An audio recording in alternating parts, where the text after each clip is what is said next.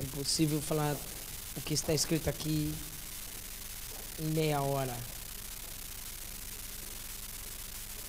Mas o que Deus tem para dizer nessa manhã é muito importante. Eu queria que os obreiros, que os irmãos, por favor, ficassem aqui, na primeira cadeira, nas primeiras cadeiras, vocês. Deixe só uma porta, o resto tudo aqui, sentado aqui mais perto. Vamos. Eu tenho achado vocês muito distantes. É como se houvesse uma unção, uma barreira, de que quando a mesa diaconóstica está sentada lá ao fundo, a sensação que eu tenho é que a unção que está nesse altar não chega perto de você. Não chega a te tocar. Vamos, quero você mais perto aqui, irmãos. Vamos ficar aqui todo mundo mais perto. Vamos. Amém? A não ser que você não queira sentir o poder de Deus, aí tudo bem, você fica lá fora. Agora, se você quer sentir o poder de Deus, venha mais perto. Amém? Glória a Deus. 2 Coríntios capítulo 12.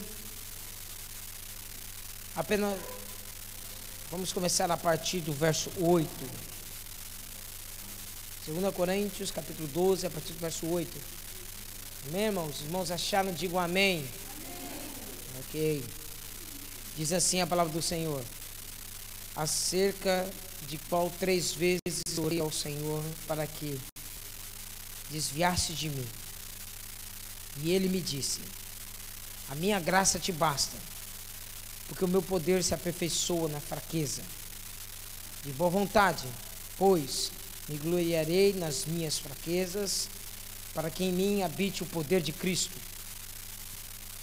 Pelo que sinto prazer nas fraquezas, nas injúrias, nas necessidades, nas perseguições, nas angústias, por amor de Cristo, porque quando eu estou fraco, então eu sou forte. Repete comigo essa última parte do verso 10. Porque quando eu estou fraco, mais uma vez, declare isso. Amém. Pode se assentar, meus irmãos, o Senhor peleja por mim e o Espírito fala. Olha, falar sobre graça, falar sobre a graça de Deus, parece uma coisa muito simples, ao mesmo tempo uma coisa tão completa, tão complexa, que fica difícil de explicar. Não dá para compreender com a razão humana, com o pensamento humano, o que é a graça de Deus. Você sabe que a graça, ela é tanto uma dispensação da igreja que está vivendo hoje, e algumas pessoas garantem que essa dispensação começou a partir de Cristo, foi crucificado. Então, quando ele foi morto, pelo seu sangue, ele liberou a salvação a toda a humanidade. Então, começou o período da graça. Mas eu creio, irmãos, que o período da graça começou a partir do momento em que ele desceu do seu trono e veio até a terra. Já começou aí uma grande graça, porque você crê num Deus que se despojou da sua glória, despojou de tudo que tinha, aniquilou-se a si mesmo para te salvar. É um ato de extrema graça. A graça também pode ser considerado que um favor imerecido. É assim, ou seja, você recebe aquilo que você não merece. Isso é graça. Mas também nós cremos que a graça é uma pessoa, porque Tito, capítulo 1, verso 16, diz que, verso 11, diz que se manifestou o quê? A graça de Deus, na pessoa de Jesus Cristo. Então, a graça é uma pessoa. Você tem essa pessoa, você tem um relacionamento com essa pessoa, então você tem a graça de Deus. Então, a ausência de eu não ter os favores do Senhor na minha vida é porque eu não tenho ainda um relacionamento firme e eficaz com a pessoa de Jesus Cristo. Porque a partir do momento em que eu tenho esse relacionamento, a graça é manifestada. Eu vou resumir aqui, irmãos, porque eu tentei de todas as formas estudar e arquitetar e planejar. Olha, ia dar quase uns 6 meses de estudo. Eu falei só, Deus, aí não dá. Não dá. Então, orando ao Senhor, Deus me falou de uma forma muito simples. Eu vou explicar da forma como Deus me colocou no meu coração. Ter a graça de Deus é você ter as chaves para abrir todas as portas que você necessita para alcançar os seus milagres. Você tem a graça, você abre todas as portas. Você alcança tudo o que você precisa. Tem alguém me ouvindo essa manhã? Ou seja, se você consegue a graça de Deus, você alcançou tudo que você necessita. Você encontra com a felicidade, você encontra com a força, porque pela graça de Deus você é salvo, pela graça de Deus você é curado, pela graça de Deus você anda, pela graça de Deus você come, pela graça de Deus você tem uma família, tudo é pela graça. Ou seja, se você aniquila a graça de Deus na sua vida, você não tem nada. Quando Paulo está escrevendo aqui, a minha graça te basta, quando nós lemos esse texto, nós olhamos de uma forma pejorativa, ruim. Se eu for perguntar, irmão, a graça de Deus te basta, cara, poxa, que dinheiro. Quando ele fala assim, olha, a graça de Deus te basta. Eu queria ter um casamento, uma família. Quando Paulo está dizendo, a minha graça te basta, ele não está dizendo de uma forma pejorativa. Porque se você conhece o contexto dessa palavra, se você está lendo essa palavra, você vai compreender que ele está falando que ele foi até humilde em dizer que eu conheci um homem, não sei se foi em sonho, se foi em revelação, se for na carne, eu não sei, mas ele está falando de si mesmo.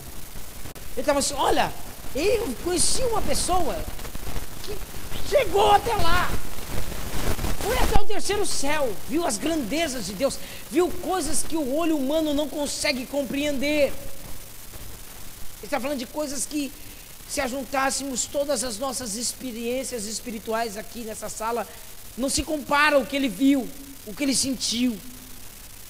E ele está dizendo que por causa dessas revelações grandiosas, foi-lhe posto um espinho na carne.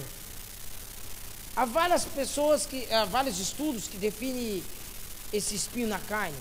Alguns definem que um dos espinhos na carne de Paulo poderia ser uma doença, então ele curava tanta gente, mas ele mesmo não era curado de um possível problema nos olhos.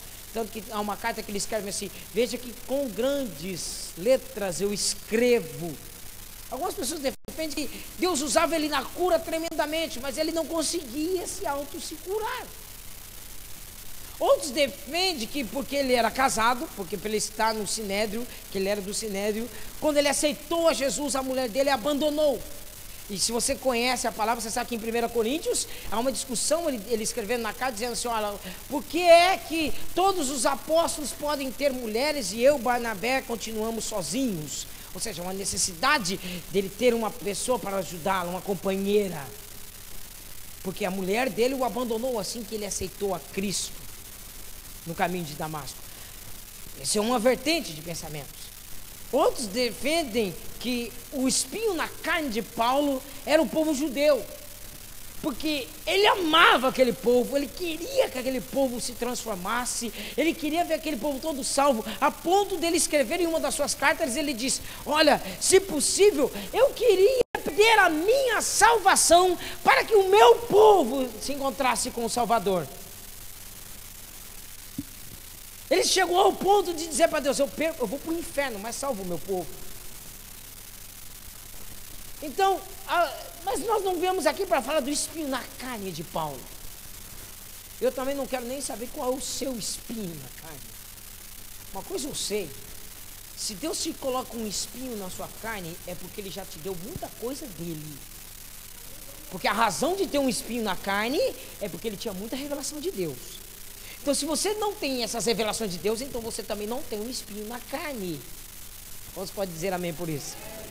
Porque o espinho na carne só veio porque Deus o colocou para que ele não se ensoberbecesse, não se engrandecesse, não achasse que ele era o bambambam. Porque, é claro, e ele tinha até motivo, porque se você conhece a história do cristianismo, depois de Jesus Cristo, a segunda pessoa é Paulo. Ele poderia bater no peito e dizer, rapaz, eu sou o apóstolo Paulo. Mas para que isso não acontecesse, Deus colocou um espinho na carne. Então agora preste atenção numa coisa. Antes de Deus te permitir que você tenha um espinho na carne, significa que você tem grandes revelações de Deus. Então para de olhar para a graça de Deus como uma coisa ruim, porque a graça de Deus não é uma coisa ruim, é uma coisa ótima. Porque se você tivesse a graça de Deus, se nós acreditássemos da forma como Paulo está escrevendo, que a minha graça te basta, você não estaria triste, você estaria animado. Você não estaria cabisbaixo, você estaria encarando todos os problemas da sua vida com a certeza de que a graça de Deus te basta. Os irmãos estão me compreendendo ou não? Porque quando nós estamos falando de graça, você precisa entender que até no Antigo Testamento Deus manifestava a graça dele. Quando Moisés está dizendo para Deus, em Êxodo capítulo 33, Deus não, olha, não me dá a tua presença, porque se o Senhor não me der a tua presença, eu não vou dar um passo para cá. Ele está colocando toda a tribo de Levi em jogo, porque Moisés era levita. E ele está dizendo, Deus está dizendo que ia tirar todos os problemas deles, ia aniquilar todos os inimigos, ele ia ter paz eterna, só que Deus não ia estar com ele, Deus iria apenas enviar um anjo. Moisés há uma discussão com Deus, dizendo, eu não quero suas bênçãos, eu não quero essas coisas, eu não quero que você tire meus problemas, eu não quero que você tire minhas angústias, eu quero o Senhor do meu lado. Eu quero a sua graça manifestada todo dia. Eu quero encarar os meus problemas, mas eu quero ter a certeza de que o Senhor vai comigo. Então você não tem que pedir para Deus tirar os seus problemas, você não tem que pedir para Deus tirar as suas angústias, você tem que pedir para Ele estar do teu lado. Você tem que pedir que a graça dele se basta. Se a graça dele te basta, você não precisa de mais nada. Os irmãos estão me compreendendo, amém? Por que ele fez isso? E se você conhece a palavra, em Ezequiel capítulo 40 ou 48, se eu não me engano, está a repartição das terras. E aí Deus vira para aqueles que têm sacerdócio, daqueles que estão por altar, daqueles que são separados, e essa palavra é para você, eu vou até ler, só de raiva, para que você não se iluda. Olha lá, para que você não venha se iludir, nem venha achar, não, na verdade o pastor me enganou. Ezequiel capítulo 44, verso 28. Põe os seus olhos sobre essa palavra. E aí você vai compreender porque você está no ministério que é de formação e não de membresia. Verso 28 diz, eles terão uma herança, eu serei a sua herança. Não lhe darei, portanto, possessão Israel. Eu sou sua possessão, diz o Senhor. Não, leia isso. Deus está mandando dizer aqui para aqueles que são obreiros, para aqueles que só vão falar, Deus não tem aqui carro para você, Deus não tem casa, Deus não tem isso, Deus tem Ele. Deus tem Ele para você. Todos terão isso, todos terão bens materiais. Você tem eu. Você me tem. Aí quando você lê esse texto, fala, que coisa horrível. Da mesma forma que nós lemos a palavra lá de 2 Coríntios, diz assim, e a graça de Deus me basta. Poxa. Quando Moisés disse que lá em Êxodo se comprometeu toda a tribo de Levi, é que Moisés entendia claramente que era a graça de Deus. Ninguém tem nada sem a graça de Deus. Eu não consigo pregar sem a graça de Deus. Você não se move sem a graça de Deus. Você só tem comida porque a graça dele te alcança. Você só consegue trabalhar porque a graça de Deus alcançou o seu corpo físico e você tem saúde. Se você está vivo, respirando, é porque a graça dele ainda permanece sobre a sua vida. Porque se ele quisesse que você morresse, você estaria no Salmo 104, verso 27 e 28, que diz o seguinte, todos nós esperamos e aguardamos que do Senhor nos mande sustento em tempo oportuno. Ele estende as suas mãos e nós recolhemos. Agora, se ele vira de nós a tua face, vai, cutuca essa pessoa, então, assim, agora você vai ouvir uma palavra de Deus, fala para ela, escuta para ela assim, se Deus virar a face dele de você, vai, fale alto que ele não está te ouvindo, diga, se Deus virar a face dele de você, você sabe o que acontece? Você sabe o que acontece ou não, irmão? Se fosse o seu, eu anotava esse texto.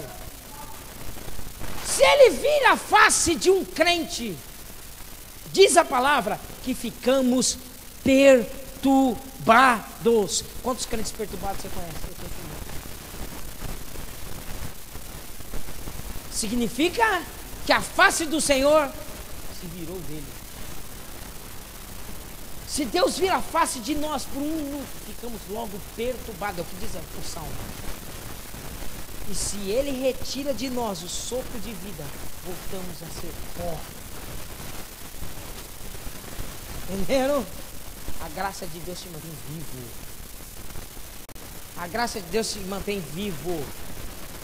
A graça de Deus te faz ainda voltar a sonhar. Porque quem deixa de sonhar, deixa de viver. Quem deixa de sonhar, deixa de acreditar. Quem deixa de sonhar, deixa de se planejar. Está morto. Está apenas esperando as coisas acontecerem de pior. Não tem uma perspectiva boa. Não consegue enxergar nada de bom. Não consegue ver, não, as coisas vão mudar. As coisas vão mudar para melhor. Deus me trouxe dessa casa. Deus vai me abençoar. Deus me trouxe esse ano para eu vencer e conquistar. Deus não permitiu que eu morresse esse dia. Pois Ele me dá uma segunda chance. Não jogaram terra na minha vida em 2013. Pois não vai ser em 2014 que vão jogar. Porque se Deus me fez chegar até aqui, eu posso dizer o que Samuel gritou lá na sua carta. Ele disse: Ebenezer. Quem sabe o que significa Ebenezer? Não, quem sabe grite bem alto. Você sabe o que significa Ebenezer? O que significa Ebenezer? Até aqui a graça do Senhor me ajudou. Até aqui a graça do Senhor me alcançou. Até aqui Deus é comigo. Vai, levante essa mão e grite bem alto: Ebenezer. Diga Ebenezer. Porque quando você está decretando isso, significa que você está dizendo assim: até aqui nos ajudou o Senhor. Mas quando eu estava entendendo, eu falei assim: Deus, mas peraí, me explica essa graça. Porque Paulo diz lá em Coríntios: porque o meu poder se aperfeiçoa nas fraquezas. Porque quando eu estou fraco, aí então eu sou forte. É uma diferença de você estar e de você ser. Você pode estar triste, mas não significa que você é triste. Você pode estar pobre, mas não significa que você é pobre. Você pode estar necessitado, mas não quer dizer que você é um necessitado. É uma grande diferença disso. Vocês estão me compreendendo ou não? Você pode passar por tristeza, mas isso não significa que você é. Qual a diferença entre você ser e você estar? Escute aqui. Nunca tente ser feliz buscando um relacionamento. Isso é o maior erro da igreja atual. As pessoas dizem: não, eu vou buscar um relacionamento para depois eu ser feliz. Primeiro você tem que ser feliz para depois buscar um relacionamento. Primeiro você tem que estar bem para depois ajudar outra pessoa. Primeiro você tem que estar edificado para depois edificar a vida de outros. O maior erro nosso é querer buscar outra coisa para sustentar algo que só Deus dá. A sua felicidade não vem num relacionamento, a sua felicidade não vem de um trabalho, a sua felicidade não vem de você estar congregando numa igreja. A tua felicidade está em Deus. Quando Deus é na sua vida, você é feliz. Quando Deus é na sua vida, você consegue congregar. Quando Deus é na sua vida, você consegue ter um casamento. Quando Deus é na sua vida, você consegue estar suportando todas as pessoas. Se você está entendendo, compreendendo claramente? Amém, irmãos? Ok. Então, se você já entendeu isso, quando eu estava lendo sobre a graça, eu falei: Deus, mas o que é isso? Ele falou assim: a graça só pode se manifestar na sua vida a partir do momento que você entenda o que está escrito em Romanos capítulo 8. Vai, me ajude lá. Romanos capítulo 8. Verso 15. Conte aí. Porque não recebemos um espírito de escravidão para outra vez estarmos em temor, mas recebemos o espírito de adoção de filhos, pelo qual chamamos Abba, Pai. Vou ler de novo. Romanos capítulo 8, verso 15. Porque não recebeis o que? Um espírito de... Você não recebeu, marque isso na sua Bíblia. Você não recebeu esse espírito. O que é uma escravidão?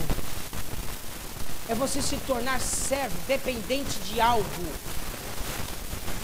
Você não recebeu um espírito de escravidão, de medo, enquanto você está temendo a situação. Você não recebeu um espírito de escravidão sobre remédios, sobre comprimidos, sobre depressão. Você não recebeu esse espírito. Você não recebeu um espírito de lamentações, de murmuração. Não é esse o espírito que Deus te deu. Os irmãos estão me compreendendo ou não? Ele diz o quê? Eu lhe dei um espírito de adoção. E se você quer anotar, anote 1 Timóteo capítulo 1, verso 7, diz que o espírito que habita na sua vida é um espírito ousado, um espírito fortalecido, um espírito de ousadia.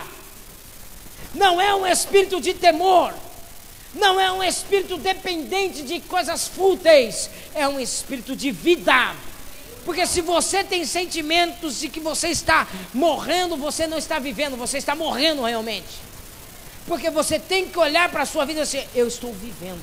E quando você quer viver, tudo se transforma. Ele diz que você tem um espírito de adoção, a qual você pode chamar Deus de Abba. Nós traduzimos a palavra Abba como paizinho, pai querido.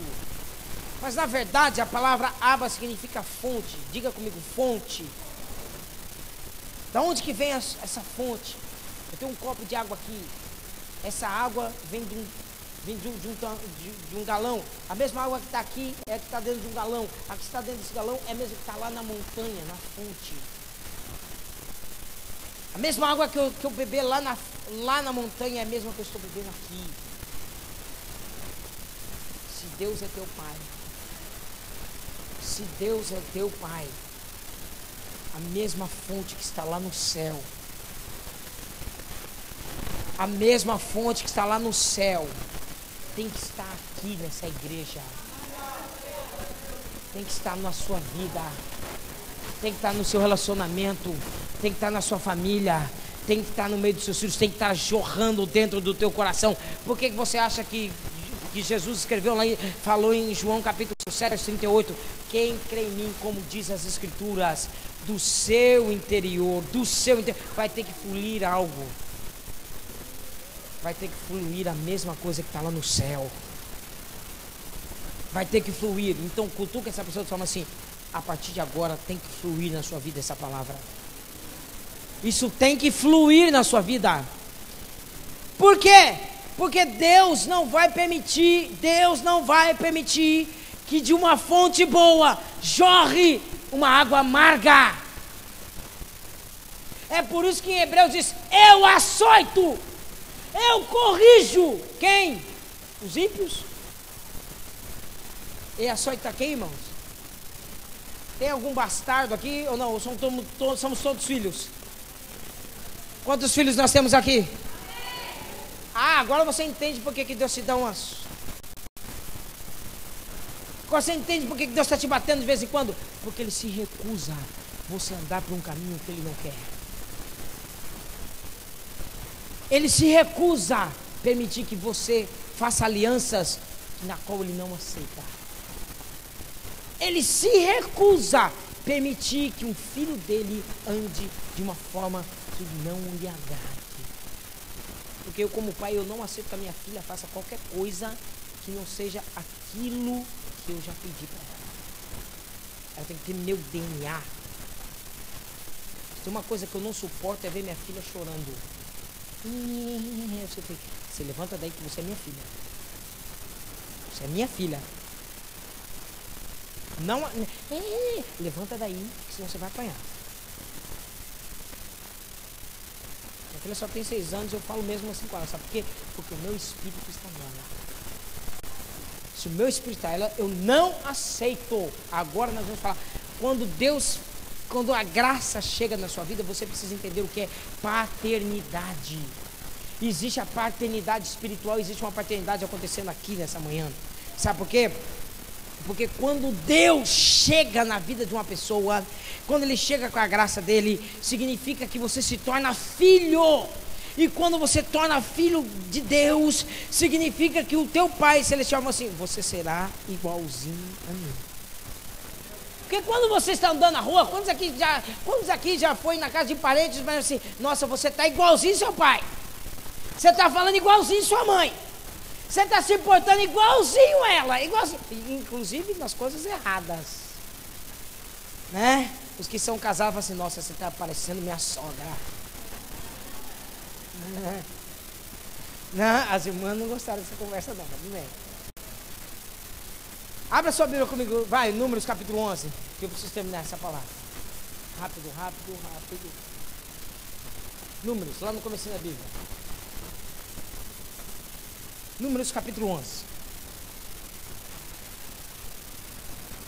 Vai, leia, verso 16. E disse o Senhor a Moisés: ajunta-me 70 homens dos anciões de Israel, de quem sabes que são anciões do povo e seus oficiais, e os trará perante a tenda da congregação, e ali se porão. Verso 17: então eu descerei, e ali farei contigo, e tirarei do espírito que está em ti, e porei sobre eles, e contigo levarão a carga do povo, para que tu sozinho não. Presta atenção.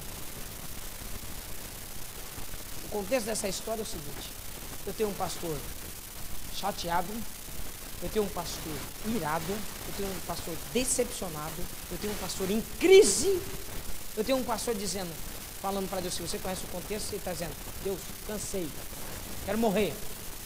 Bom, não dá mais. Você fala A, eles entendem Z. Você fala, faz isso, e eles fazem outra coisa. Esse povo murmurou de tudo. Diz a palavra que, lá em Provérbios, que é melhor você morar no meio de um deserto do que numa casa. As irmãs não conhecem esse verso, né? É melhor você morar num deserto do que você morar numa casa com uma mulher rixosa, reclamona. Melhor que você more lá no deserto. Agora você imagina esse homem ouvindo 3 milhões de pessoas reclamando, de manhã, à tarde, à noite.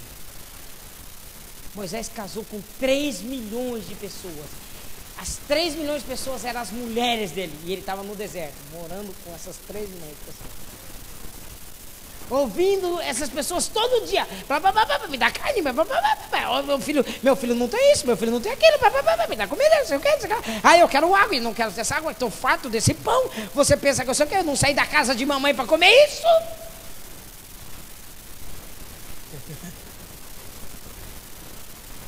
Aí ele vê assim: Senhor, eu quero morrer.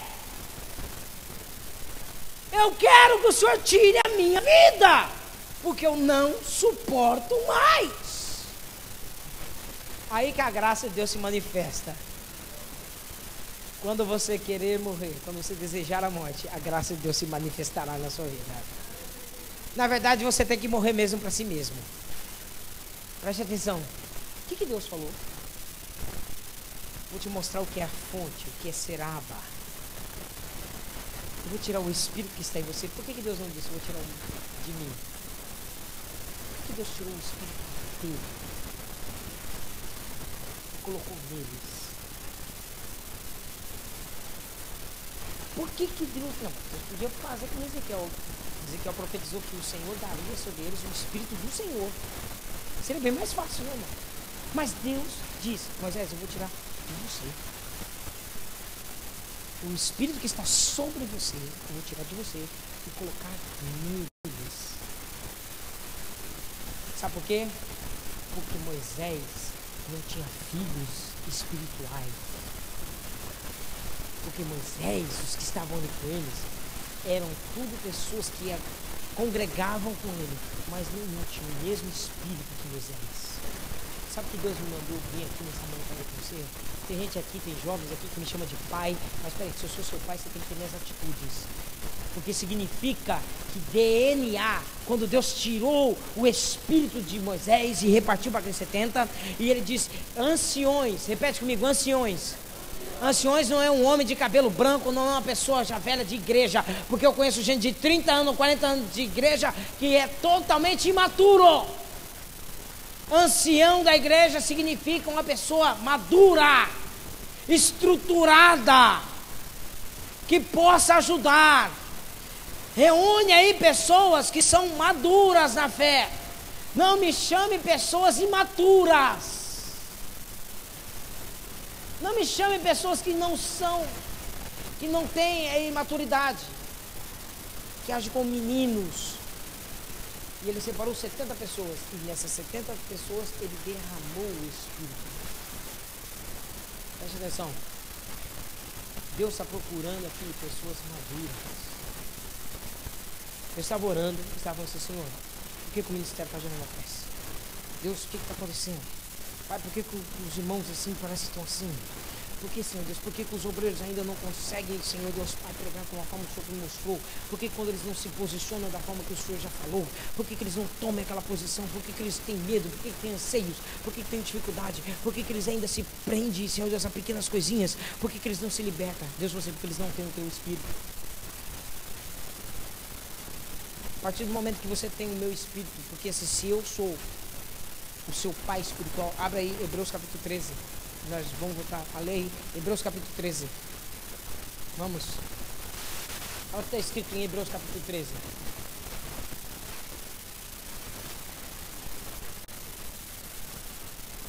Hebreus capítulo 13, verso 7. Rápido, rápido. Diz assim: lembrai-vos dos vossos colaboradores. Lembrai-vos dos vídeos que você viu na internet. Lembrai-vos dos seus cantores. Lembrai-vos dos seus amigos. O que diz aí? Você lembrar de quem? Lembrai dos vossos pastores que vos falaram a palavra de Deus, a fé dos quais imitai, atendendo para a sua maneira de viver. Se tem uma pessoa aqui que você tem que olhar a vida, é a minha. Se tem aqui uma pessoa que você tem que olhar, é para eu, para mim. Olha para mim. Veja como eu me porto, veja como eu me reporto, veja como eu me mantenho, veja como eu estou numa situação, como é que eu faço. Porque já aconteceu assim, vai lá, você está numa situação, você diz assim, como é que meu pastor agia mesmo? É, com paciência. Ah, não, mas eu não sou paciente, então vou quebrar tudo. Então você já não é meu filho espiritual. Você nunca foi. Como é que um pastor age nessa situação? Ele faz dessa forma, pois é dessa forma que eu tenho que fazer. Como é que o meu pai faria? Como é que o meu pai age? Meu pai faz dessa forma, pois é dessa forma que eu faço.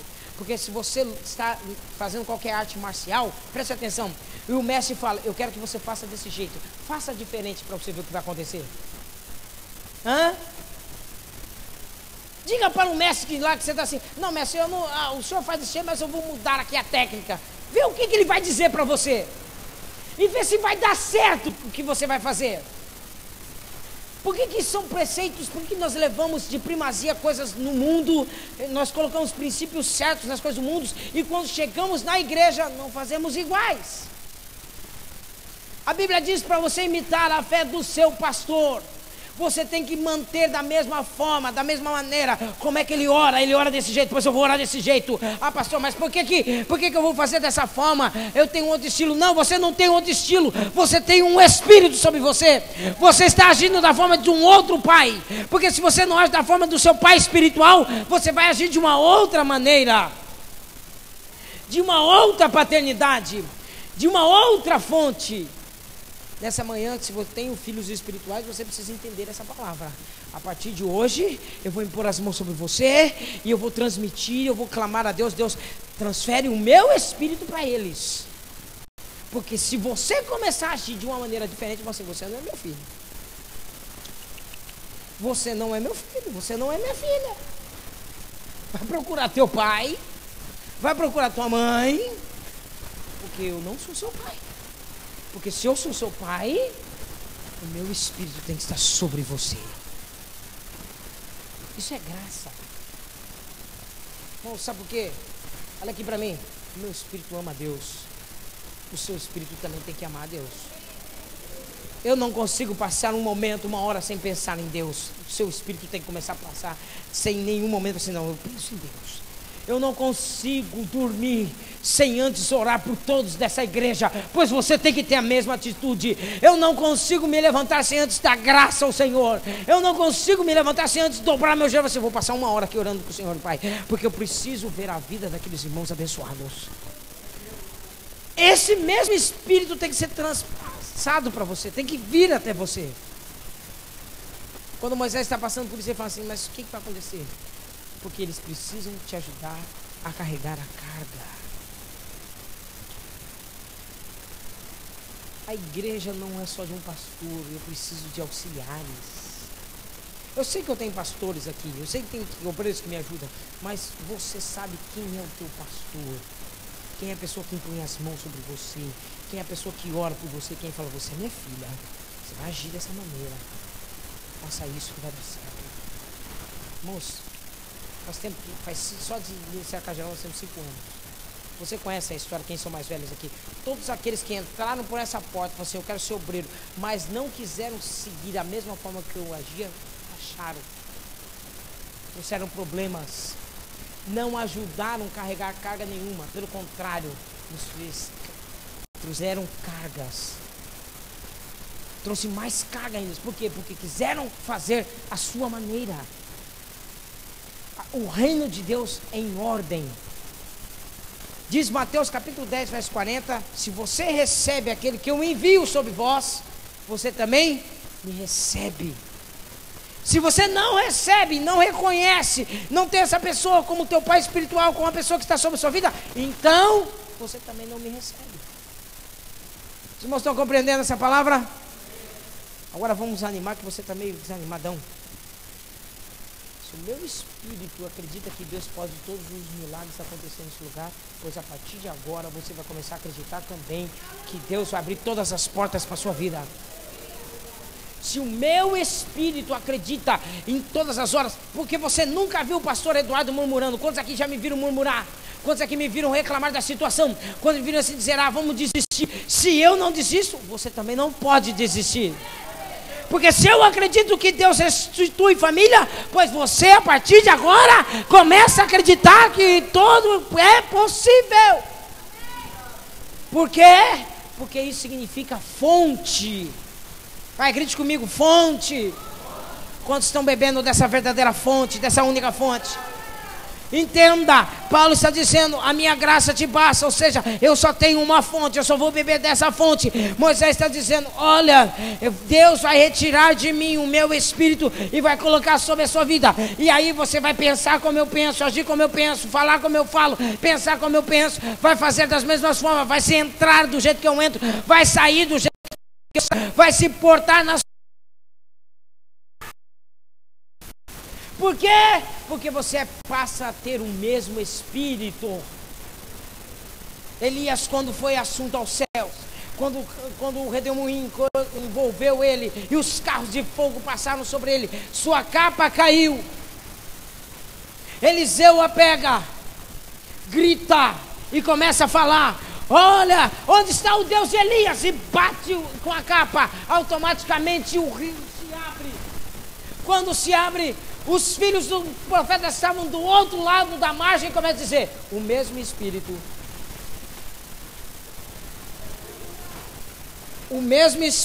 a mesma fonte está nele.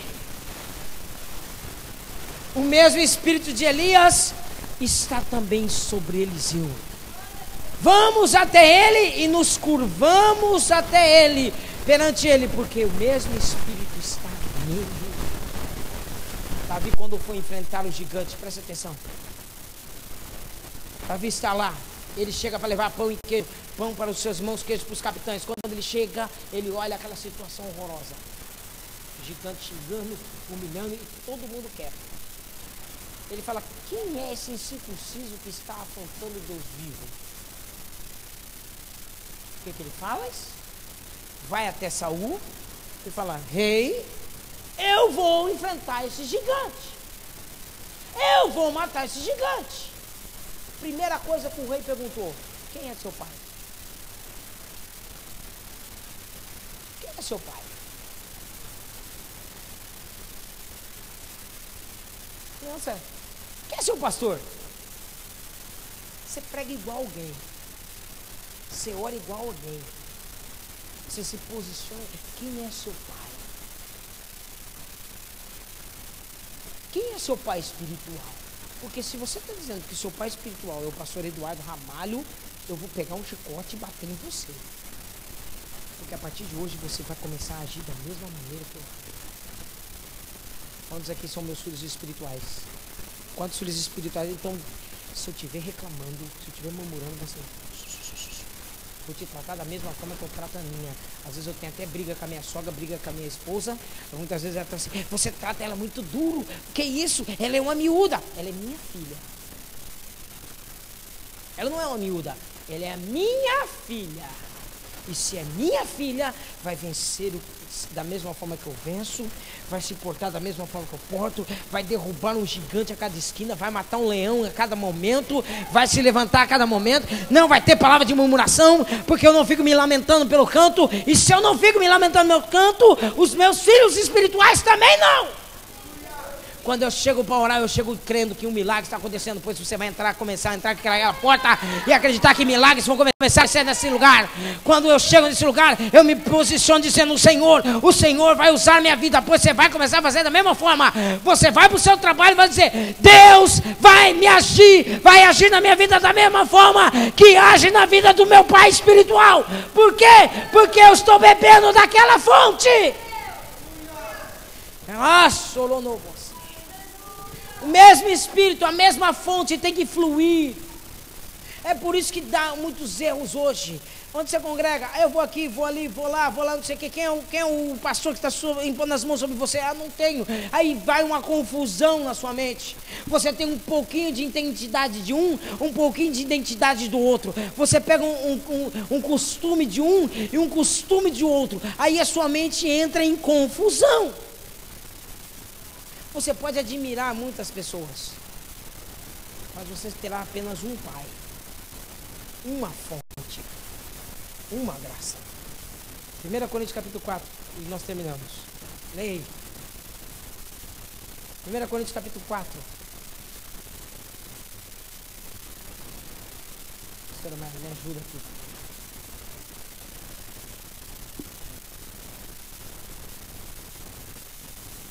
Primeira Coríntios capítulo 4, verso 14.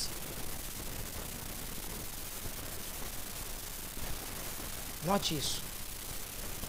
Não escrevo-vos essas coisas para vos envergonhar, mas para admoestar-vos como os meus filhos amados. Porque ainda que tivesse 10.000 pedagogos ou aios em Cristo, não tereis contudo muitos pais. Porque eu, pelo Evangelho, vos gerei em Jesus Cristo.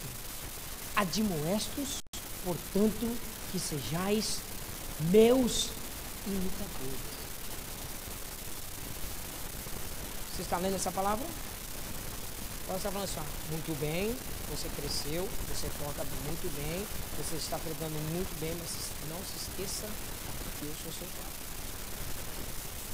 Você pode ter muitos admiradores, você pode ir pela internet, você pode ter muitos pregadores com um português melhor que o meu, você pode ter pessoas que podem te influenciar muito bem, mas não se esqueça que quem põe as mãos sobre a sua cabeça sou eu. Você pode aprender com muitas outras pessoas, você pode ir em várias escolas, você pode ter muitos professores, mas pai você só tem um. Você pode ir para muitos lugares, pode aprender com muitas pessoas, mas não se esqueça que quem dá a instrução espiritual na sua vida sou eu. Quando você entende esse princípio, Paulo está dizendo: olha, eu estou te demonstrando, porque a igreja de Coríntios cresceu de uma forma tão poderosa. Havia muitas manifestações sobrenaturais. É a igreja que tinha os 5 ministérios do Senhor ativos. Os dons espirituais aconteciam de uma forma fácil naquele lugar. Milagres, prodígios, maravilhas. Só que havia carnalidade. Havia a mesma forma que Deus se manifestava em graça e poder, ao mesmo tempo Satanás entrava e se andava na vida deles. Aí Paulo chama e fala assim: sabe por que as coisas estão acontecendo aqui? Porque você tem o poder de Deus, mas não tem o caráter de Deus. Você quer as coisas de Deus, mas se esquece de princípios. Deus constituiu família para colocar a base de como Ele trabalha o reino dEle. Porque quando a mulher toma a posição do homem, destruturou toda a casa. Quando os filhos dominam sobre os pais, destruturou toda a casa. Quando o pai começa a subjugar os filhos, subjugar a mulher e começa a pisar sobre ela, ele não está trazendo o reino, ele está colocando o demônio dentro da casa dele. Porque Deus nunca mandou eu subjugar a minha esposa, Deus nunca mandou eu subjugar os meus filhos, Deus mandou eu subjugar o reino das trevas. Deus mandou eu subjugar o reino das trevas. Ele disse para eu cuidar de uma família. Deus mandou eu amar uma família. Eu tenho que falar isso.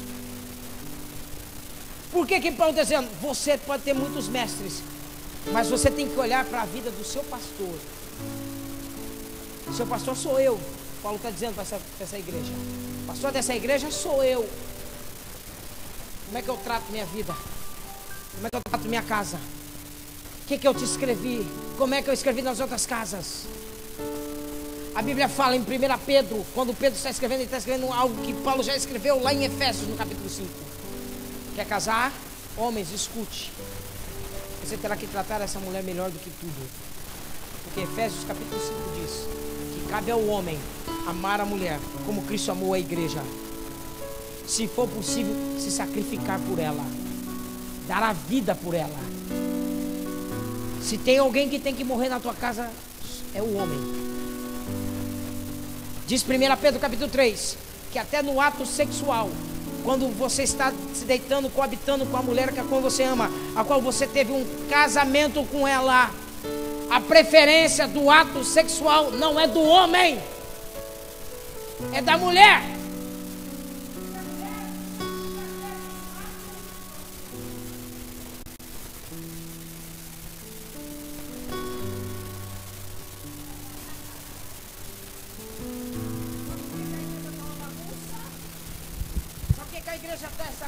De obreiros, porque ele fala assim: não vão amar mais a obra de Deus, mas não cuida do princípio que é a casa. Nunca suba nesse altar sem antes cuidar da sua casa. Nunca diga que você é crente sem antes deixar que Deus transforme a sua vida. Escute. Você coloca esses princípios, você começa a entender por que Deus te colocou como cabeça. Quando você é a cabeça, você conduz. A cabeça não subjuga o corpo. A cabeça não esmaga o corpo. A cabeça ama o corpo. Ela ama o corpo. Ela ajuda. Ajudando, o corpo colabora com tudo que ele precisa. Quando você põe esse princípio de pai, você tem sua casa perto de você, abençoada, consagrada, transformada. Porque eu não conheço uma mulher, eu não conheço nenhuma mulher que vai deixar de fazer o que o homem quer, desde que ela seja amada. A partir do momento que a mulher é amada, ela se subjuga ou se submete a ordem dos homens. Porque Paulo diz assim: a mulher tem que ser em tudo submissa. Em tudo submissa, desde que o homem a ama como Cristo amou a igreja. Se o homem não está amando ela como ama a igreja, a mulher não deve ser submissa. Sabe por que a igreja está dando tudo por torto? Porque as pessoas acham que Deus não vai cobrar isso. Quer ser pai espiritual? Aprenda princípios. Sabe por que eu estou chamando a responsabilidade aqui? Porque eu sou casado há 8 anos. Minha casa é uma porta aberta. Muitos irmãos já foram na minha casa. E pode reparar, quando a conversa começa a ficar estranha lá em casa, quando vocês sentam na mesa e a conversa começa a fugir de um lado, eu bato no meio e falo, vamos mudar essa conversa e vamos falar de Jesus nesse lugar. Porque aqui na nossa casa, na minha casa, não é lugar de falar mal da vida dos outros, não é mal de falar da fraqueza dos outros, não é lugar de ficar fazendo murmuração. Quer ficar aqui? Vamos orar. Quem já foi na minha casa sabe muito bem que é assim. Pois na sua casa será assim também. Nunca tratei ninguém com ignorância, nem com arrogância, pois você também não vai mais tratar nem com arrogância, nem com essa soberba toda. Por quê? Porque a partir de hoje você tem um pai espiritual. A não ser que você não tenha. A não ser que você não tenha. Aí tudo bem, quando eu posso olhar assim. O que a Bíblia diz é que se você é meu filho, se você é um filho, se você me tem como pai espiritual, aquele que te instrui da palavra, aquele que impõe as mãos sobre você, aquele que faz te ensina os caminhos de Deus, então você terá que ter as mesmas atitudes, terá que ter as mesmas posturas, e o mesmo Espírito que está em mim habitará em você. Amém? Pois essa é a palavra que eu tenho para você. A graça de Deus só é manifestada na minha vida a partir do momento em que eu tenho uma fonte. Porque se eu não tenho uma fonte, a graça de Deus não se manifesta. Vou dizer uma coisa para os obreiros aqui. Se você está orando de uma forma diferente da forma como eu oro, por favor, procure o seu pai espiritual. Não é isso. Você nunca vai me ver aqui orando, nem fazer nenhum tipo de campanha para Deus enriquecer você a toda. Então não faça isso. Quando você for visitar alguém, visite na mesma paciência que eu te visito. Visite da mesma maneira que eu vou lá na sua casa e me porto lá. E fale com essa pessoa da mesma maneira que eu falo com você. E leve as mesmas palavras que eu te dou. Não leve as palavras das pessoas que você aprendeu em mim. Por quê? Porque o meu espírito não irá. Eliseu tinha um ajudador. Seu nome? Geazi. Eliseu estava orando. Ele orava. Chegou um homem abastado de dinheiro, porém leproso, necessitado. E o pai da casa estava orando. E quando ele estava orando, o filho entra e diz: pai, há um homem fora necessitado da sua ajuda, e ele é muito rico. E como eu sei que você está orando para que a obra de Deus cresça, e nós estamos precisando de uma escola para profeta, a nossa chance chegou. Você ora por ele, ele é curado, ele nos abençoa e a igreja cresce. Eliseu vira para o seu obreiro e diz: diga para ele mergulhar 7 vezes no Jordão, porque eu estou falando com a minha fonte.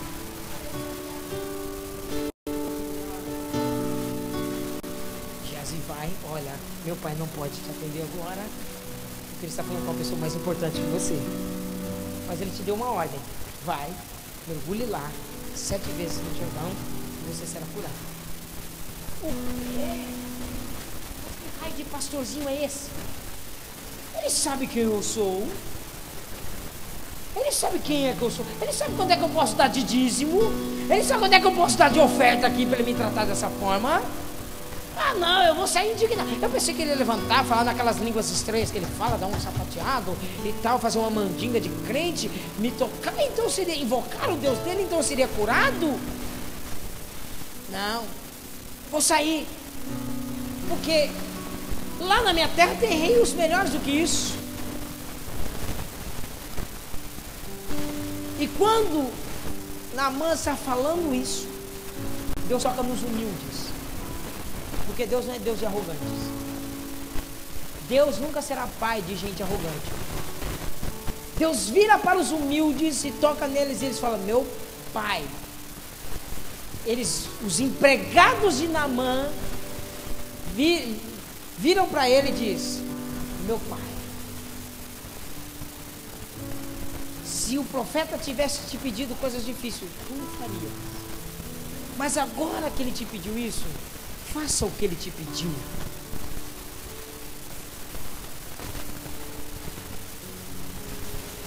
Aí você sabe a história, sabe que ele foi curado e tal. Mas aconteceu um problema.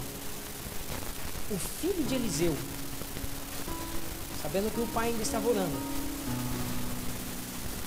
saiu às escondidas. Levou para ele 2 dos seus amigos, dos seus comparsas.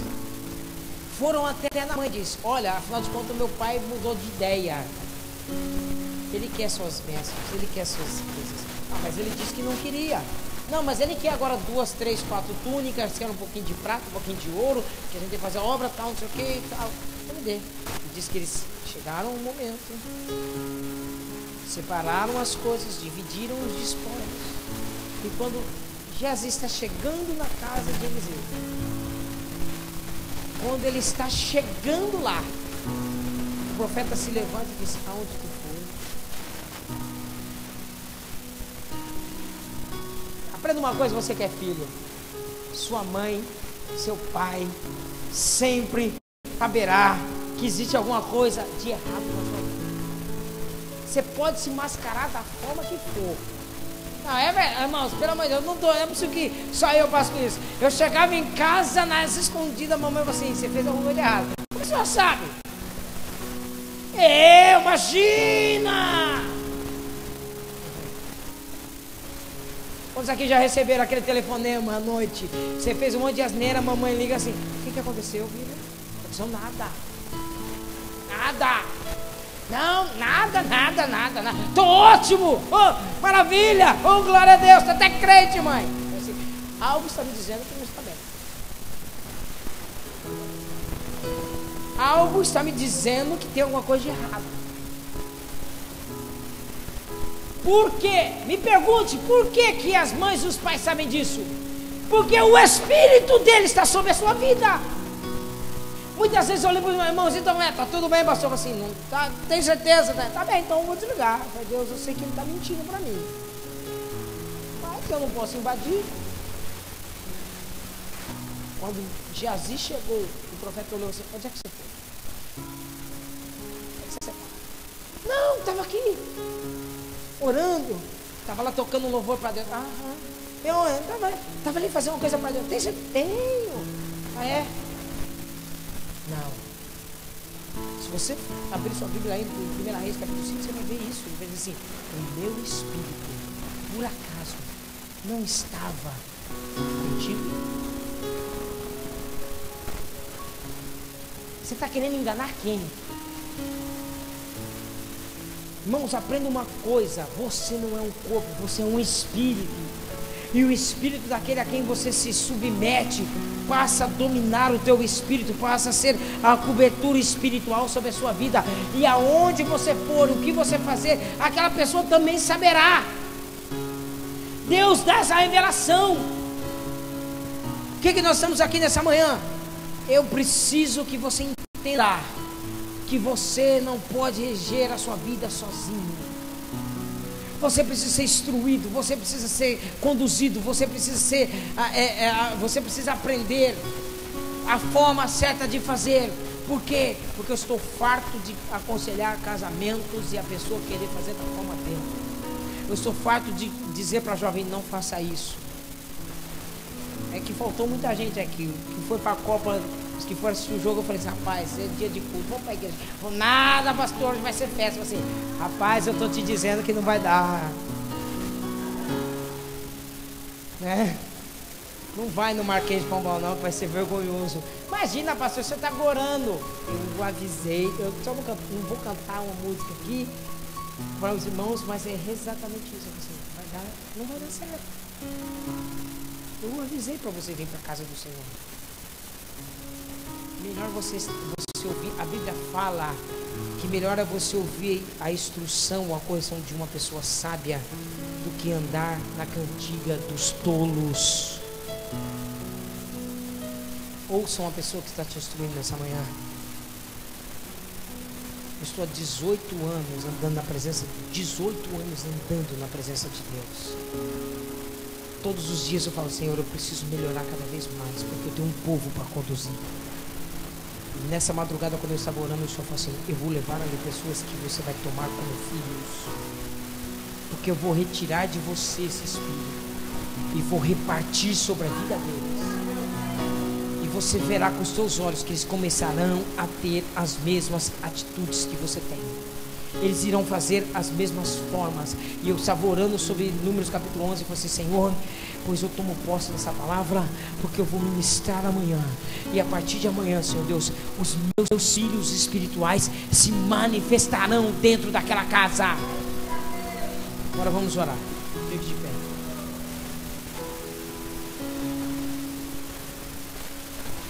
Somente que se você quer, feche os olhos. Feche os olhos.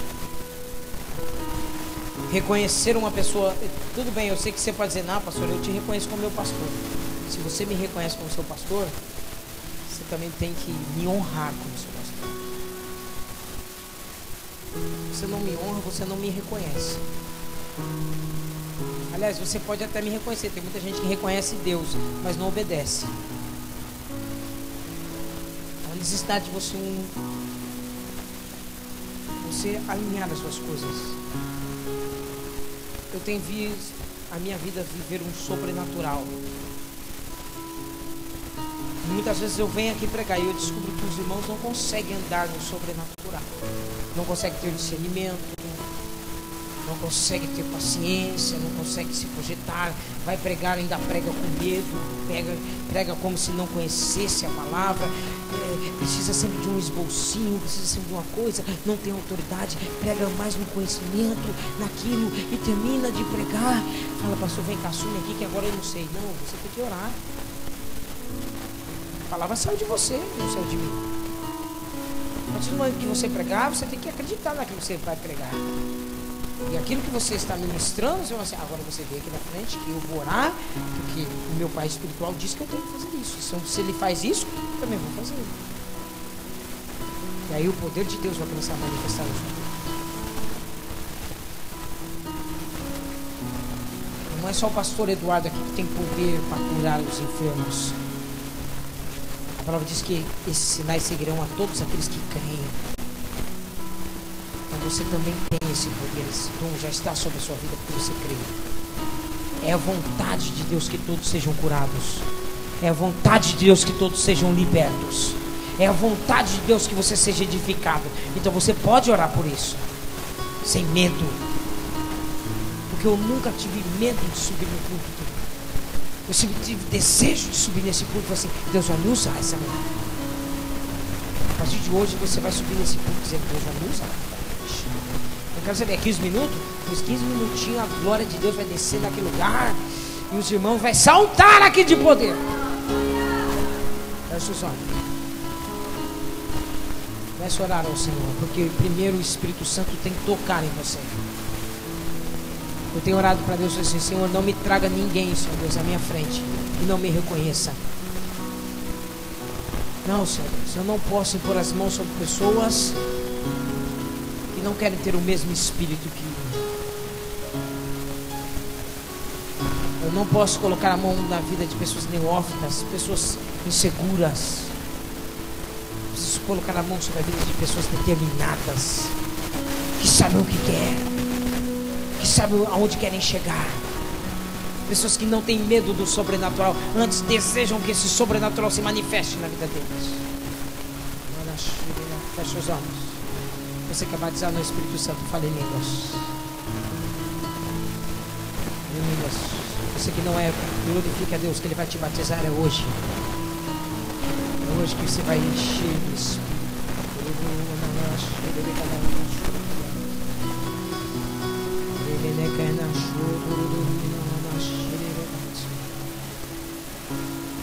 Espírito Santo, eu preciso que o Senhor retire de mim o meu espírito.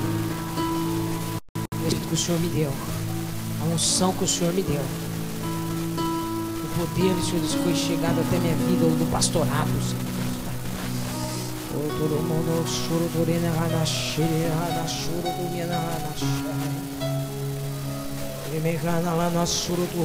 As pessoas precisam ser libertas nessa manhã, Senhor.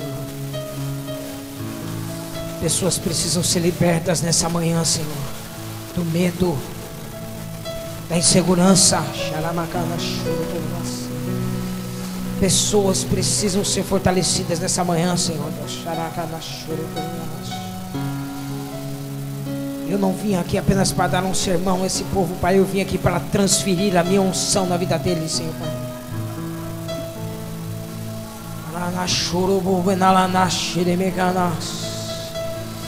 Eu preciso que o Senhor me tome nessa manhã agora, Senhor Deus, Pai, porque a pregação já foi pregada. Agora eu preciso manifestar o seu poder na vida deles.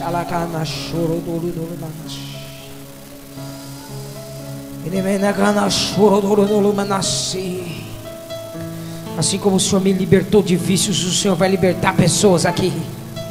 Assim como o Senhor, Pai, me fez edificar os meus pés sobre uma rocha firme e uma espiritualidade firme, o Senhor vai edificar, Senhor Deus, Pai. Pessoas vão deixar de ser oscilantes, Senhor Deus, Pai, na vida espiritual.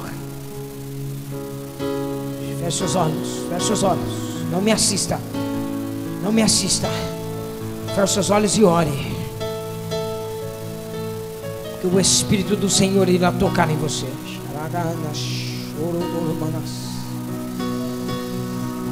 Em nome de Jesus.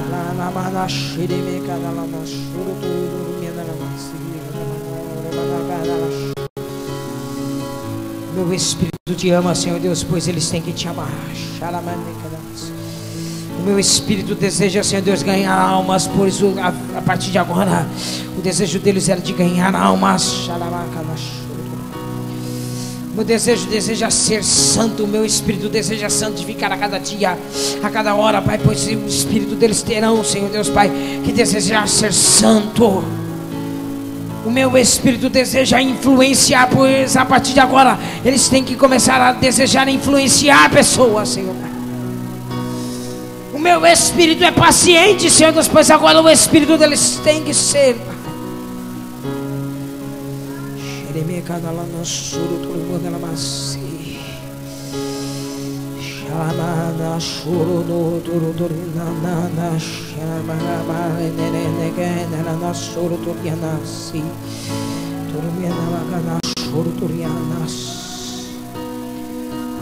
Se o Senhor me deu essa palavra, meus filhos terão que se manifestar nessa manhã, Senhor. Meu Espírito vai começar a tocar nessas mulheres, nesses homens, nesses jovens agora, Pai.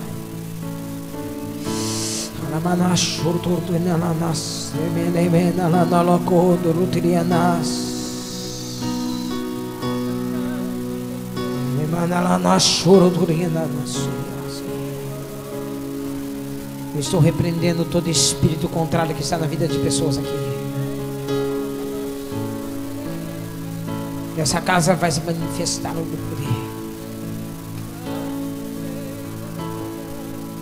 Em nome de Jesus, eu estou decretando que agora o meu Espírito está dominando, está sobre a sua vida agora. Quando eu impor as mãos sobre a sua cabeça, o Espírito do Senhor tomará o meu espírito. Da mesma forma que Ele age na minha vida, Ele vai começar a agir na sua. Da mesma forma que Ele me age no poder, nas revelações, nas profecias, você vai começar a profetizar como eu profetizo. Você começará a ter revelações da palavra como eu tenho. Você terá a mesma coragem, a mesma ousadia, o mesmo ímpeto de conquistar o reino dos céus.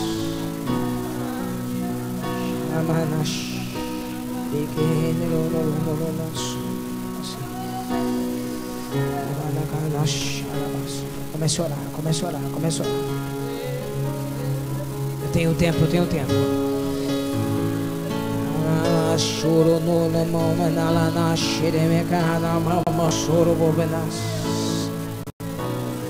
Sinta algo acontecendo no seu corpo físico. Deus está começando a tocar em você. Feche seus olhos. O Espírito do Senhor vai desejar Deseja unção, deseja unção pastoral. Deseja para a unção pastoral descer sobre a sua vida, você tem que desejar o caráter. O caráter de honrar o homem, de honrar uma mulher, de honrar o seu líder.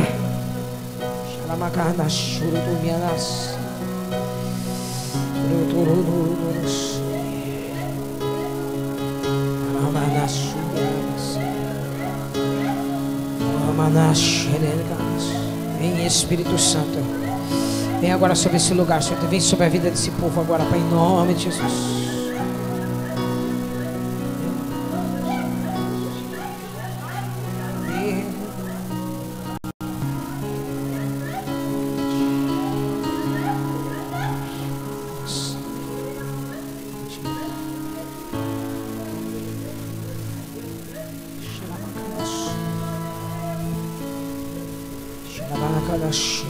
Deus está começando a dar visões para as pessoas.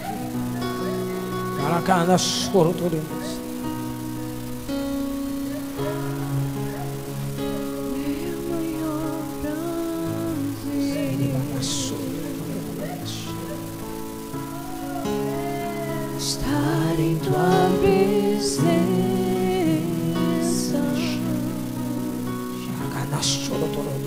prostrado aos te adorar, Jesus, Senhor da minha vida.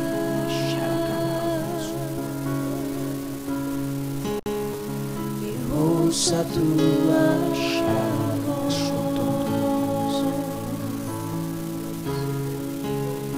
eu sinto teu poder aqui. Quero mais de ti. Todo espírito contrário na mente, no coração dessas pessoas que estão me ouvindo agora, desapareça agora. Espírito de mentira, espírito de engano, você vai sair do coração da vida dessas pessoas agora. Você vai sair, porque aqui vai prevalecer a verdade do Senhor. Meus filhos nunca serão enganados.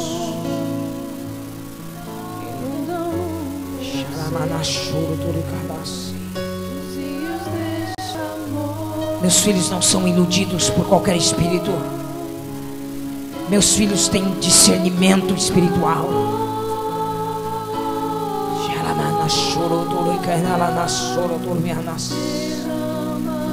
Meus filhos não têm medo do mundo espiritual.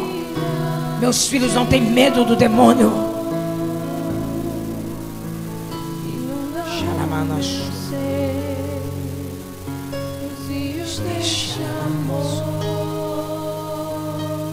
Se você deseja a minha paternidade, você tem que vir aqui à frente, porque eu vou impor as mãos sobre você. Não se preocupe, esse culto vai demorar um pouco mais, irmãos. Mas se você quer receber a paternidade espiritual, eu não sou um pregador, eu não sou um conferencista, sou um pastor. Sou um pastor. Eu posso não me expressar muito bem com palavras, mas no Espírito eu me movo. Sei muito bem o que Deus está fazendo aqui. Se você quer o meu Espírito, você tem que fechar os seus olhos. Se você quer o Espírito que está sobre mim, você tem que desejar. Você tem que querer.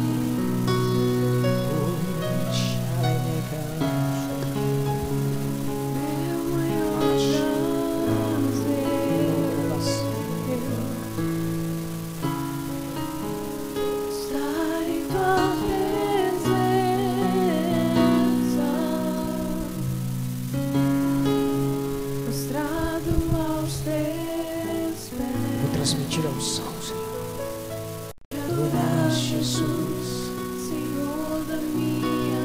Espiritualmente, Senhor Deus, eu quero que o Senhor, Pai, coloque neles a mesma unção que o Senhor me deu.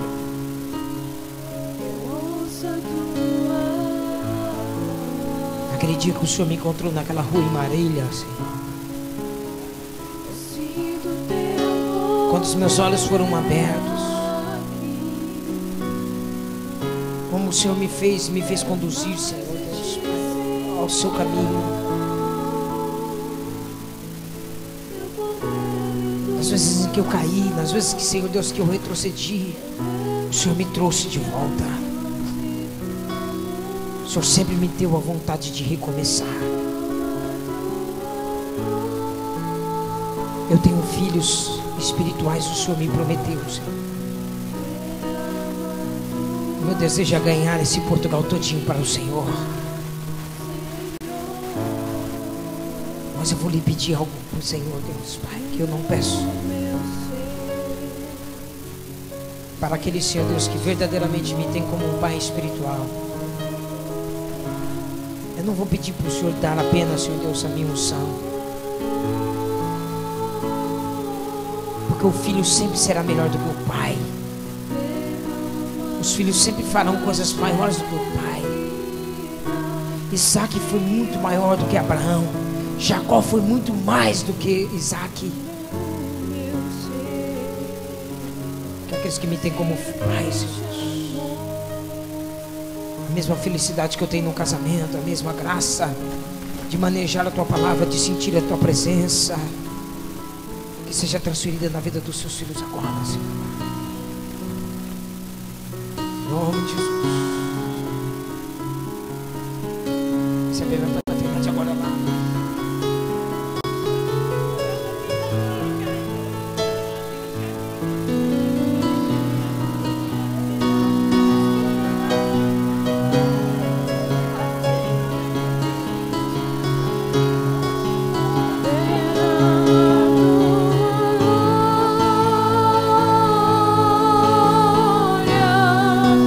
Derramado a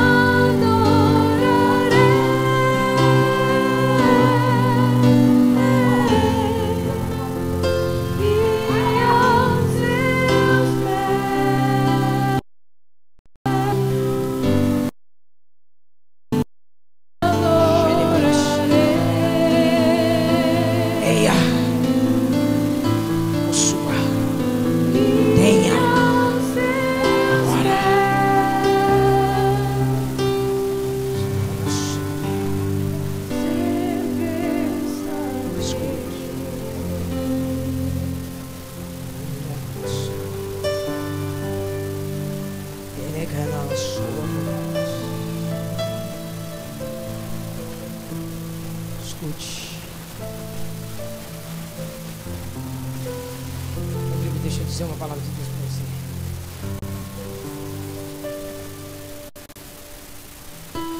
Você pode não chegar um dia a ser um pastor, mas você é um evangelista nato. Você tem um dom de trazer as pessoas à casa do Senhor. Mas por um tempo para cá, Satanás tem bloqueado isso na sua vida. Pois o Senhor está me dizendo que você conquista. Você arrebanha, arrebata as pessoas para perto de você. Apenas simplesmente mantenha um espírito de humildade e o Senhor tocará sempre no seu coração. Marcos, eu vou dizer uma palavra para ti, sobre a sua vida e sobre a vida da tua. Eu orava por vocês. Você tem uma capacidade enorme de administrar. Deus vai te dar uma unção de reis. Sim. Mas Deus está colocando diante de vocês algo muito mais sublime. Porque Deus pode te fazer tanto reis e vocês se manifestarem no poder, na graça de poder ter as coisas materiais e enriquecer e ajudar a obra do Senhor. Mas o Senhor também me mostrou que sobre a vida de vocês há um sacerdócio. Porque vocês têm firmeza para trazer pessoas e conduzi-las como um pastor. Claro que vocês precisam ser trabalhados, é claro que vocês precisam ser tratados. Mas o Espírito Santo está derramando sobre vocês essa unção. Vocês conduziram o povo. Quero que você comece a orar, irmãos, porque Deus está me mostrando que Ele está rompendo coisas aqui.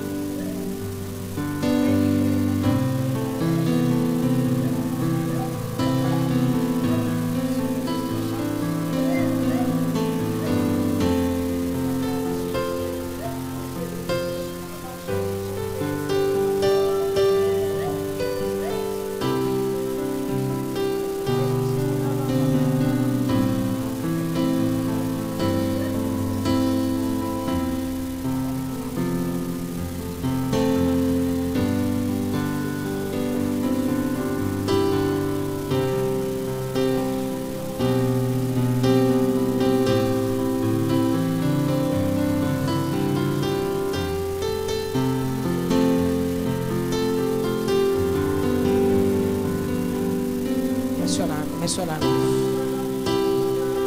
Quantos aqui creem que Deus te chamou, te levantou? Você foi separado por Deus.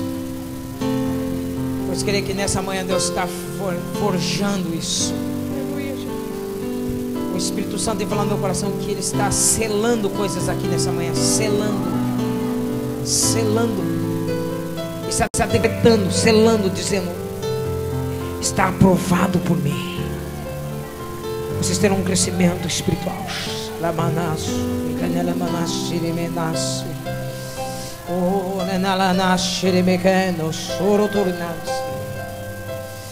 Manifeste o seu poder, Senhor Deus, em glória. Em nome de Jesus.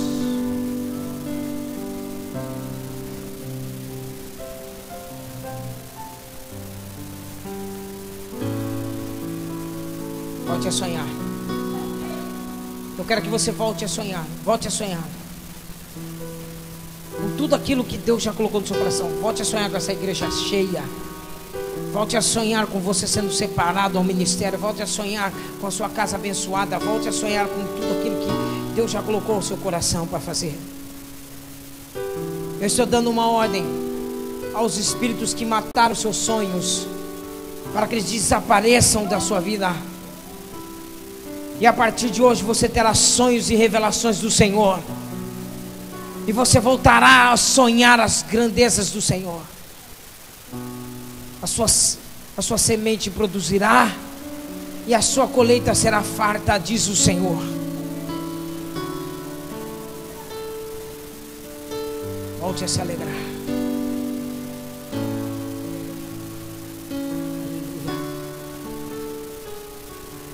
Tire o seu dízimo e sua oferta. Vamos ofertar na casa do Senhor.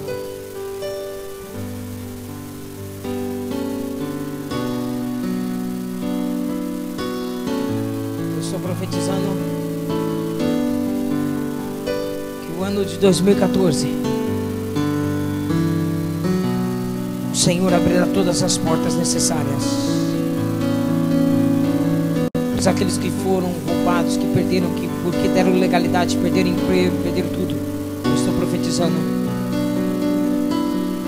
que o sustento vem do Senhor e tudo lhe será trazido de volta.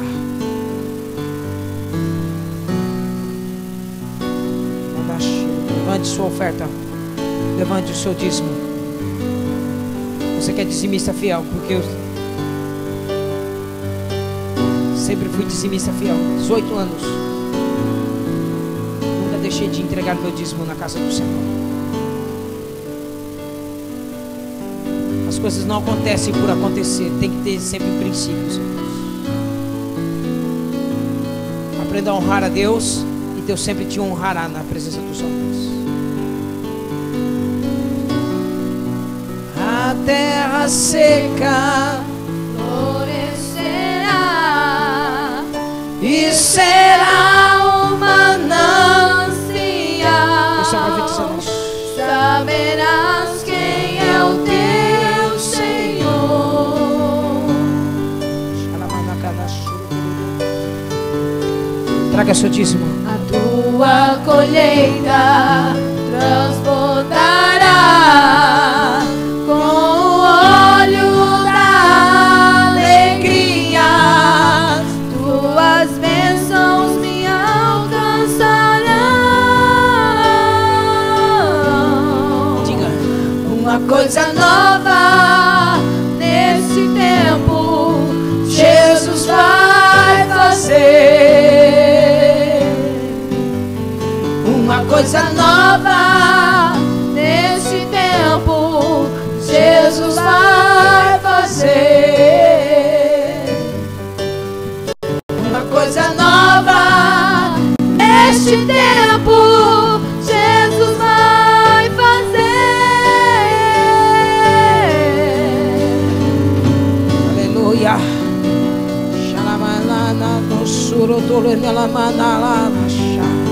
Eu quero que profeticamente você cante.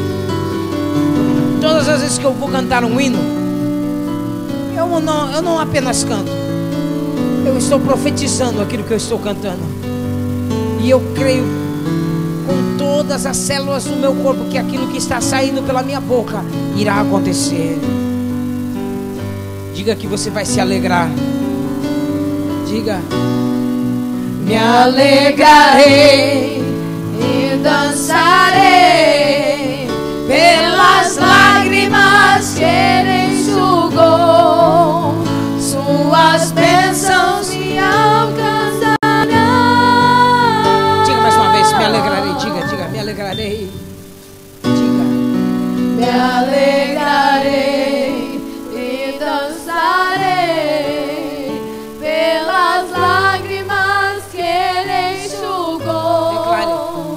Suas bênçãos me alcançarão. Diga uma coisa nova. Uma coisa nova neste tempo Jesus vai fazer. Uma coisa nova neste tempo Jesus vai fazer. Você crê nisso? Então tome posse dessa palavra, meu irmão. Uma coisa nova Diga. neste tempo Jesus vai fazer. Diga que o choro pode durar uma noite, mas a alegria vem pela manhã. O choro pode durar uma noite inteira. Diga, mas a alegria. Mas a alegria virá pela manhã. Declare, declare. O choro pode durar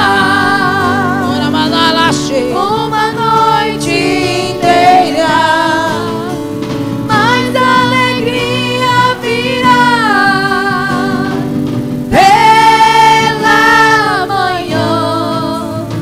Amém, meus irmãos? Você crê nisso? Se assente por um momento, a nossa irmã Ana quer dar um testemunho.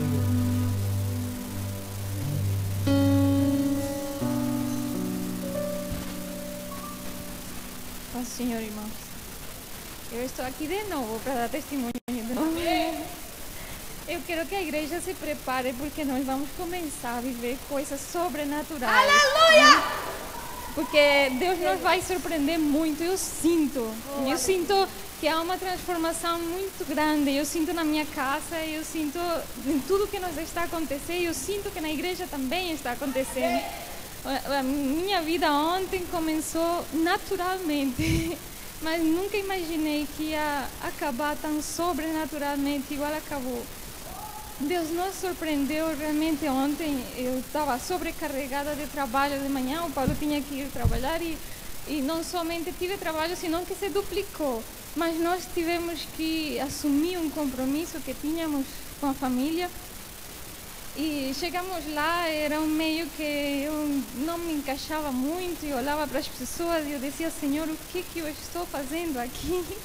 O meu marido se sentia lá bem, mas eu sentia que eu tinha que estar lá. Eu não sei explicar o que estava passando dentro de mim naquele momento. Chegou uma hora, num momento que 2 pessoas chegam e dizem que estão com cancro. Ali as minhas antenas começaram a parpadear e disse, alguma coisa eu estou fazendo aqui, eu não estou aqui para nada, e comecei a ficar atenta do que Deus queria fazer.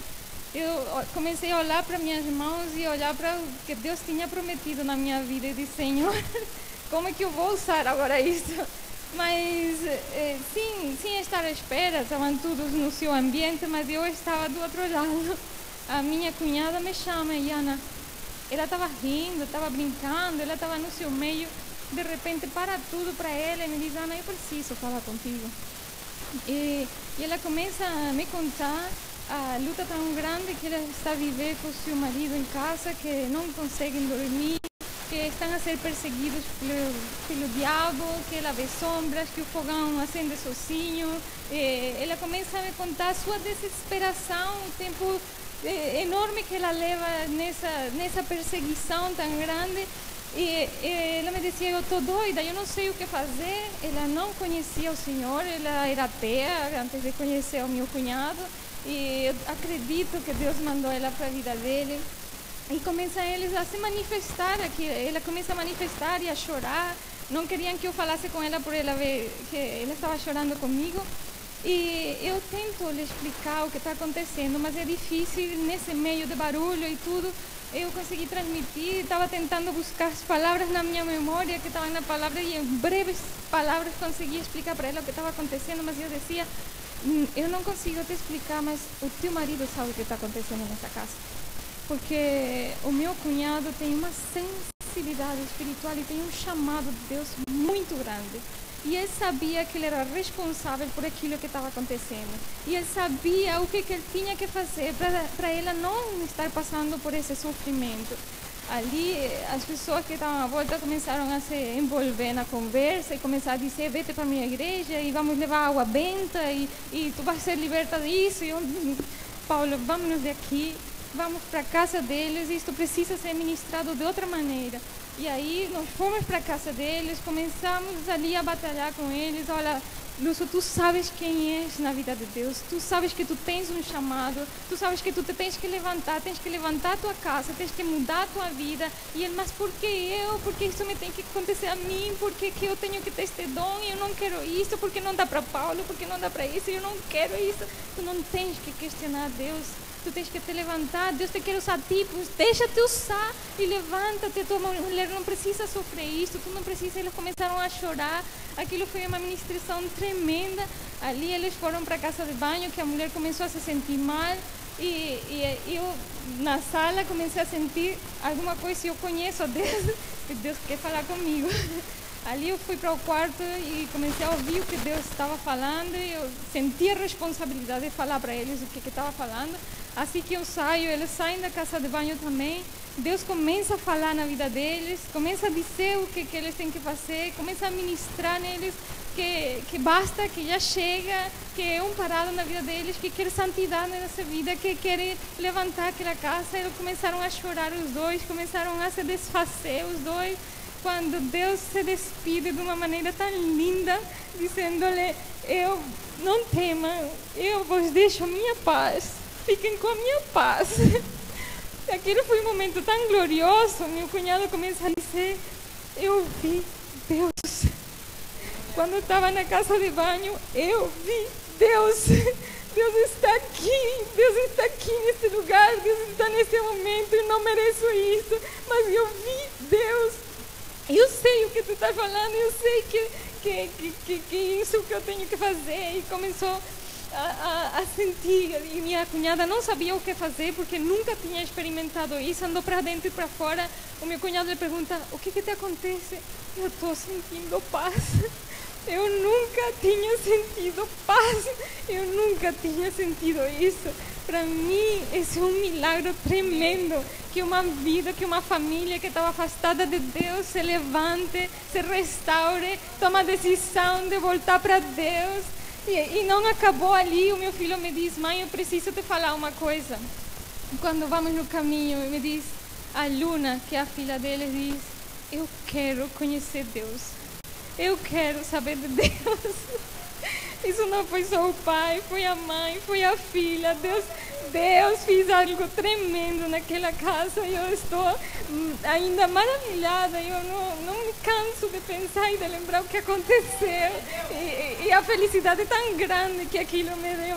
Deus vai nos manifestar coisas gloriosas, vamos experimentar coisas que nunca imaginamos que íamos experimentar. E eu fui para lá sem saber o que ia receber. Eu cheguei em casa tarde, mas como que se não tivesse trabalhado no dia todo. Eu fui fortalecida só com aquilo. E nós vamos experimentar mais coisas, pastor. Amém. Amém, meus irmãos. Está aqui conosco a nossa irmã Mirela. Como é que nós vamos dizer, irmãos? Seja... Já está acompanhando nosso irmão Reinaldo. O Reinaldo veio ontem, né? Mas ele já está 7 meses aqui, né, irmão? 7 meses está ontem. Ele falou que estava se considerando, que queria voltar, firmar na igreja. Vem cá, irmão, você pode ver um testemunho? Vem cá, vem dar aquele testemunho que ele falou. Logo depois do culto, irmãos. Ouça, primeira vez, terceira vez que ele está vindo aqui na igreja. Paz do Senhor, irmãos. Bom, eu ontem, semana passada eu tinha vindo cá na igreja. A minha amiga Mirela disse para eu procurar a igreja Casa de Oração, porque eu precisava de um reencontro com o Senhor. E eu sou uma pessoa que, vou resumir e concluir para não tomar muito vosso tempo, mas assim, eu sempre senti uma vontade de servir ao Senhor. A minha mãe é evangélica, sempre disse palavras, eu cantava hinos e conhecia o Senhor, nosso Deus, na minha adolescência, mas eu, por algumas questões, eu afastei-me do caminho. É a segunda vez que eu estou em Portugal, hoje eu contei rapidinho. Eu estive a primeira vez em 2004, 2009.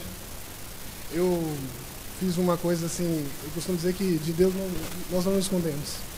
Não tem como. Quando Deus tem um chamado para a sua vida, você pode girar o mundo, fazer 1000 coisas, mas você vai voltar e você vai estar de frente a frente com o Senhor. Em 2004, eu disse para Deus, para o Senhor, se Ele permitisse que eu fosse para Portugal, viesse para Portugal, eu ia trabalhar na obra de Deus, eu ia ser um missionário, eu ia servir ao Senhor de todo o coração. E do nada eu saí do meu estado e vim para cá. Deus permitiu, cumpriu a palavra. Mas aqui eu esqueci-me do Senhor. E infelizmente 2004, 2009 foram 5 anos perturbados para mim. E eu voltei para o Brasil em 2009. Voltei para Vitória, Espírito Santo. Como eu vou dizer? E aquilo ficou. Eu fiz um voto a Deus. E a palavra de Deus diz assim: aquele que faz um voto ao Senhor não tarde em cumprir, porque Deus não gosta de tolos. Mas eu estava com dívida com Deus, como o pastor falou, como Jacó. Jacó também fez isso. Eu estava com dívida com Deus. Às vezes eu me vejo também como Jacó, mas pronto. Muitas vezes enganador, muitas vezes assim, mas com Deus não tem como fugir. Então, resumindo, aí 2014, esse mês, 7 meses, janeiro, do nada eu resolvi voltar para Portugal. Estava me incomodando, aquilo estava me incomodando. Eu volto para Portugal. E durante 5 anos eu tentei, não era para eu voltar naquela época, porque Deus estava a trabalhar no meu caráter. E quando eu voltei, em janeiro, eu senti um desejo de congregar. E só que algumas coisas na minha vida me impediam disso. Eu conheci outras denominações, conheci outras coisas, mas isso não conseguia ainda achar um lugar. E devido a altos e baixos na minha vida cristã, eu falei assim, vou tentar agora. Quando eu entrei aqui, o pastor chegou para conversar, a esposa dele não sabia da conversa. Só eu e o pastor conversamos no escritório. Eu abri a minha vida para o pastor, contei o que eu vi, o motivo que eu vim aqui, o que eu estava fazendo aqui. E quando nós descemos, o pastor orou, a irmã começou a ministrar louvor, a cantar. É como se eu tivesse correntes na minha mão. Deus visitou-me em dons espirituais como se tivesse correntes na minha mão. E aquelas correntes, quando o louvor que os irmãos cantavam, aquela adoração profética, aquilo vinha como fogo e queimava as correntes das minhas mãos. Porque Deus estava a libertar, porque Deus quer usar-me na obra do Senhor. E não só isso, e para confirmar, mas eu pensei, isso é coisa da minha imaginação. Às vezes nós chegamos a casa e dizemos, isso aí é coincidência, é coisa da imaginação. No próximo louvor, o seguinte, eu comecei a ter uma outra visão, como se a minha carne separasse dos meus ossos. Eu estava com o braço levantado e a irmã falou sobre o vale dos ossos secos, que profetiza, que quando o Senhor manda o profeta a profetizar sobre aqueles ossos, que deles sariam grandes exércitos, para combater na obra, entendeu? Então, eu costumo dizer o seguinte, que não há melhor lugar, e não adianta, quando Deus tem um compromisso, você tem o seu coração aberto para Deus, é melhor local, é estar na casa do Senhor, irmãos. Eu estou muito feliz aqui, espero estar mais vezes convosco. Sinto paz, sinto alegria, libertação, a alma canta, entendeu? Como o irmão disse no princípio, o Salmo 126, quando o Senhor nos trouxe do cativeiro, ficamos como quem sonha, então nossa boca se encheu de riso, de alegria. É isso, entendeu?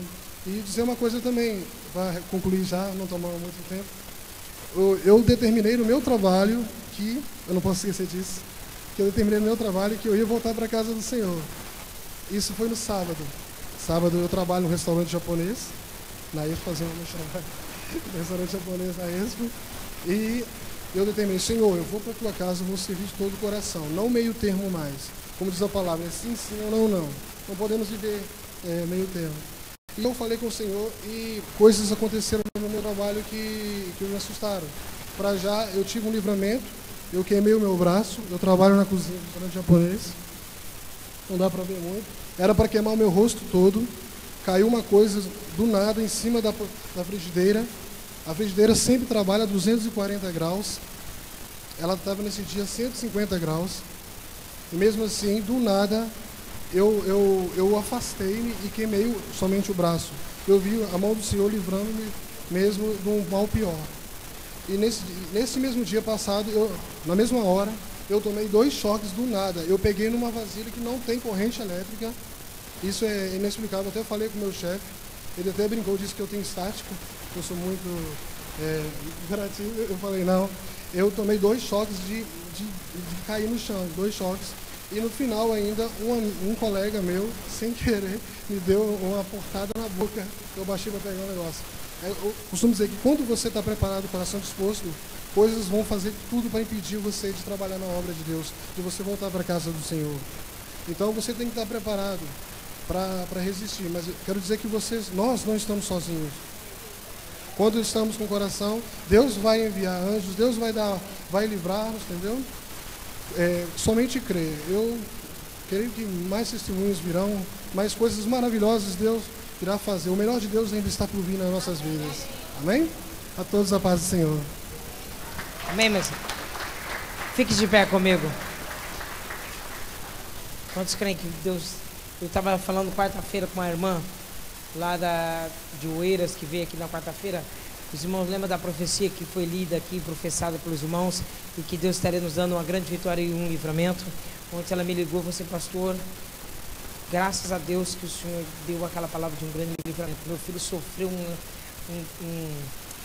um acidente de moto aqui em Portugal. A moto foi para o abate, a única coisa que sobrou foi o banco da moto. Ele simplesmente quebrou uma costela e ralou-se um pouco. Pela situação da batida, os paramédicos disseram, eu não sei nem como é que você está vivo. Eu falei para ele assim, pois nós sabemos. Nós sabemos, né, irmãos? Amém, irmãos? Eu quero que você tenha uma semana abençoada.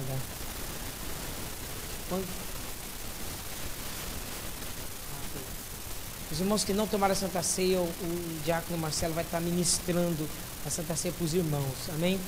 Irmãos, levante essa mão. Creia que você está numa semana de milagres.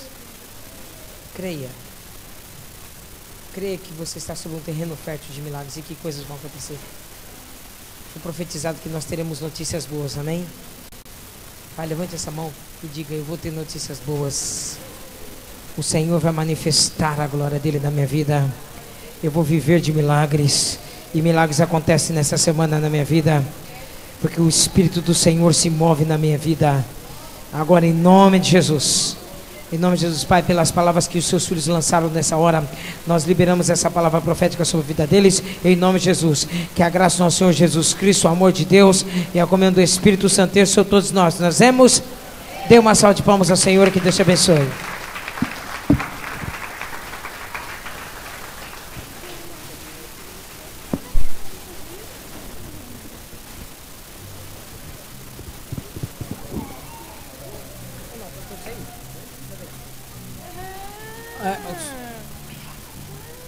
Os diáconos, irmãos, a mesa diaconal pode por acaso se sentar um pouquinho aqui na frente, que eu quero falar com vocês 2 minutinhos, é rápido.